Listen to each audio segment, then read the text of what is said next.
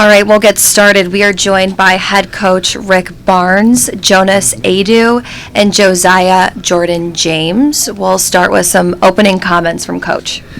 Well, really tough, hard-fought game. I'm really proud of our older group at the end when had some different situations, turned it over in ways that we normally don't and shouldn't. But I thought our older guys that had been in a lot of big games, Josiah was terrific today. His rebound, and Jonas came back big on the glass. But our older guys defensively were locked in, did a lot of really good things for us. And I think we know we can be better on offense, but it's the way I thought we kept our composure and through some tough situations for us because we did some things that are out of characteristics. But they had a lot to do with that too. They really are very aggressive with getting in the passing lanes, tipping the ball, back tipping, all that. But really nice win for us. Thanks, Coach. We'll open up for questions for the players.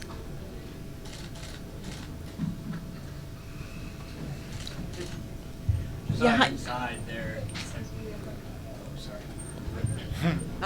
For either of the players, could you talk about the way you wanted to guard Judah Mintz today, and how you guarded in particular in the second half and when he was out with foul trouble in the first half?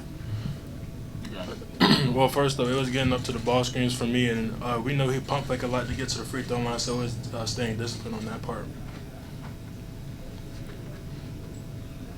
Josiah, with the physical nature of that game early, and then as it wore on, it looked like you guys actually started to settle in a little bit, particularly once it looked like you had adjusted significantly once Dalton left the court, and you guys ended up really battling inside. Were you ready for that kind of game, given it's a morning game, it's on the road, it's, half full arena? Describe how you got ready for that. I would definitely say we were ready, and it starts with the way we prepare and practice. A lot of people don't know, but if you come and watch us practice, you know that we were more than prepared for that type of game, that type of physicality, and I was really proud of our guys and the way we handled it. Any other questions for the players? Yeah, back. For Josiah Jordan. Thank you. What would you say the Syracuse defense presented as the toughest challenge today? I would say just their aggressiveness, being in the passing lanes, on the ball. We knew that they would probably have to go zone a little bit, and their zone is a little bit unorthodox. They like to pressure the ball. They kind of want you to force the ball to the high post and then try to make you make quick decisions out of that. But just their aggressiveness, I don't know. You know what I'm trying to say, on the ball. Yeah. In most of your folks' categories as shooting and everything, it was, almost the same in first, second half, but you guys out-rebounded them in the first, second half. How do you feel that you folks accomplished that? Well, I would say Coach preaches rebounding the ball. That's the main thing. If we rebound the ball, we're pretty much going to win the game. So we just got to be aggressive at all times, offensive and defensive, really passing the glass.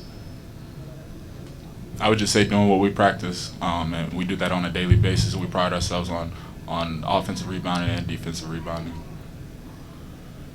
Syracuse had some scoring droughts towards the end of those halves. I'll start with Jonas. What did you guys do defensively towards the end of those halves to force Syracuse to have those droughts? The main thing was scouting report. We got great coaches to scout the other teams, so it was basically playing the scouting report. We just played by that, just played hard. We knew it was going to be a tough, gritty game, and we just played by that.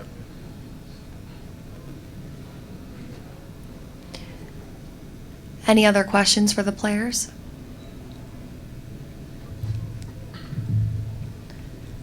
All right, thanks, Jonas and Josiah. Appreciate it.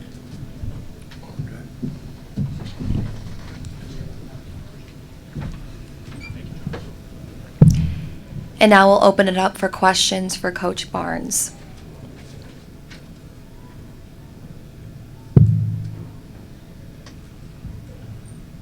Coach, in that first half, Dalton was pretty much their guys' sole source of offense. And then when he went down in the second half, you guys looked more familiar of your Tennessee defense and cut down a lot of the opportunities for Syracuse. Did that just happen how it had to be, or did you have a message to the guys that this is one of the things you have to focus on?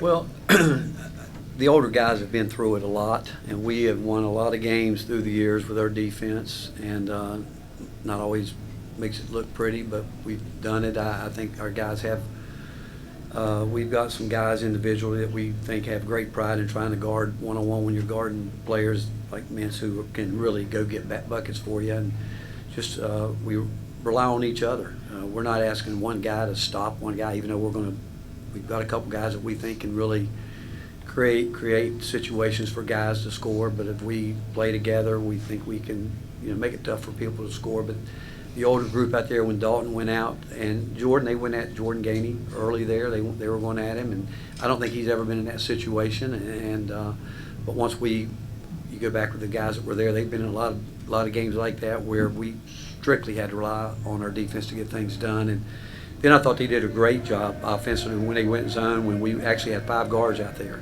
And because of Josiah, we can do that because he will take on the challenge, and he's so strong that he can guard pretty much anyone out there. And we're not afraid to switch 1 through 5 because we do think that those guys especially, they've been around, they're going to really have each other's back and make what we call fix-it plays.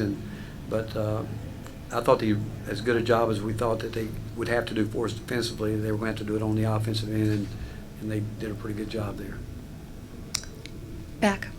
Coach, you've gone up against Coach Boeheim before, but this was your first matchup against Adrian Autry. What challenges did he present? Whether it was throwing different looks on defense, or what he had the offense doing, what kind of made it difficult? Well, again, I've said people through the years that Jim Boeheim got a lot of credit for his defense. I don't think he ever got the credit he deserved for his offense. And I would say the same thing that as we prepare for them. I think that when you were a player, as great a player as Adrian, those guys, he puts them in position to where they can really, they're hard to guard.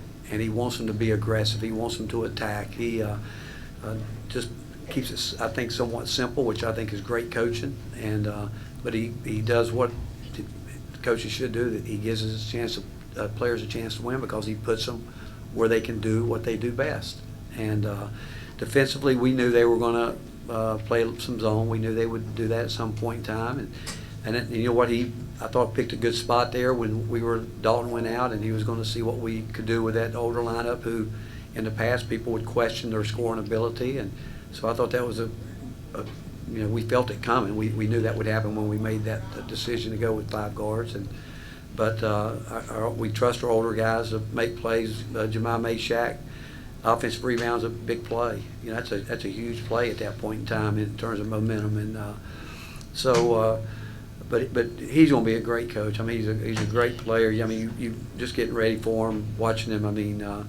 They're sound every way, and he's going to be around the game a long time. He's going to win a lot of basketball games, and Syracuse certainly made the right decision because he's the right guy to hand it off to.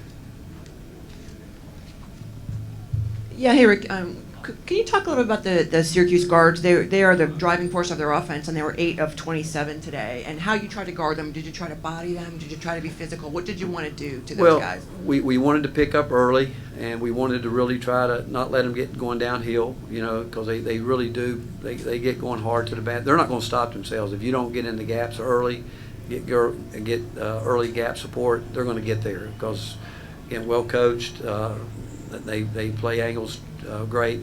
They can finish, and it's tough too when they have the ability to jump up and kind of sort of throw their body forward. It's tough to guard that. It really is, and it's within the rules. It's just tough to guard. And but we wanted to early. We actually doubled the ball screen a few times, but we felt like we got stretched out. He made a great pass. I know they hit a big 3 in the corner where he just made a terrific play. We let him out of the trap, and he hooked past it to the corner, right where it needed to be, and the guy nailed it.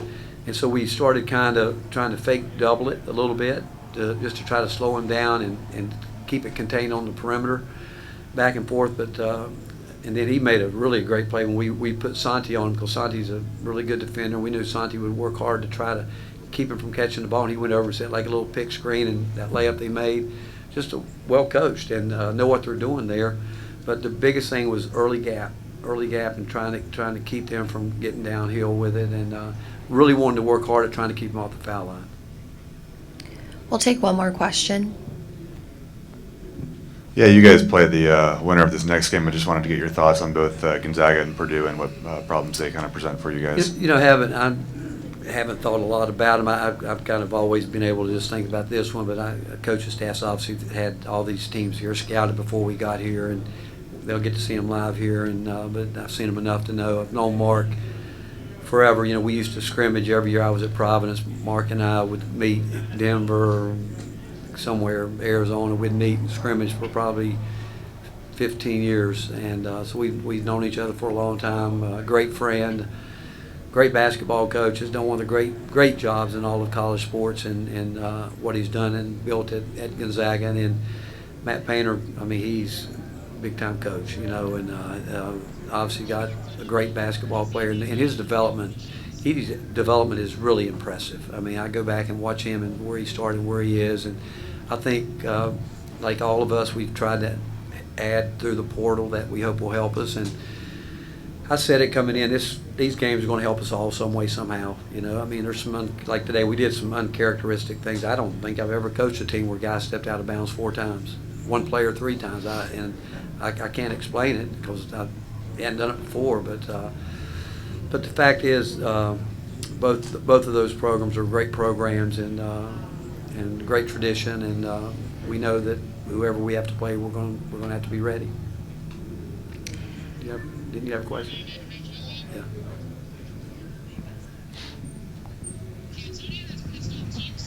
All right, Coach. You know, obviously, 48 total rebounds.